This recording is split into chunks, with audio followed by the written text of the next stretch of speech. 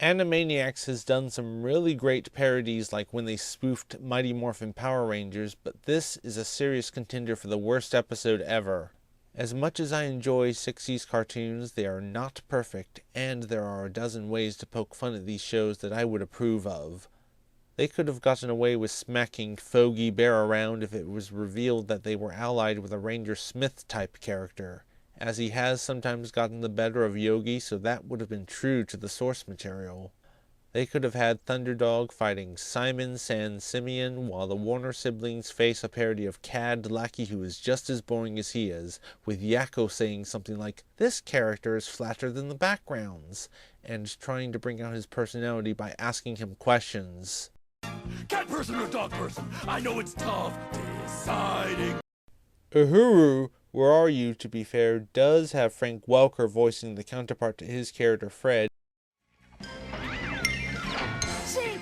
My heart's in my pancreas, man! Cool it, Bristly. There's no such thing as wailing disembodied phantoms. Right, Phoebe? What that segment really needed was a monster. You could have had a sequence where Yakko, Wacko, and Dot are chasing the monster, and it ends with him unmasking himself, begging the others to take him away, saying, "I would have gotten away with it if it weren't for those maddening kids." That would have been so much better than just watching the Warner siblings hurt these characters for no good reason. I have never seen Fat Albert, so I have no idea how to do a proper parody of it. But I will say this.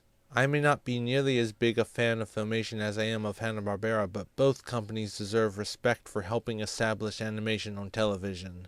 I do love some of the things Filmation has made, like Brave Star, but I must admit that a couple of lines taking digs at the company here were actually pretty dead on.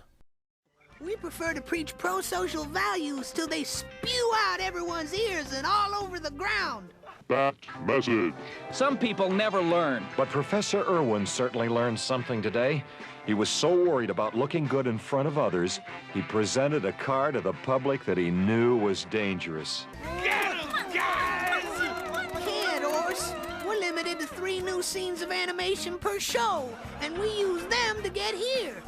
If you want a better and more faithful parody of 60s cartoons, watch the new Adventures of Mighty Mouse episode, Don't Touch That Dial. I think it manages to be a little more authentic and definitely funnier. It's Mr. E!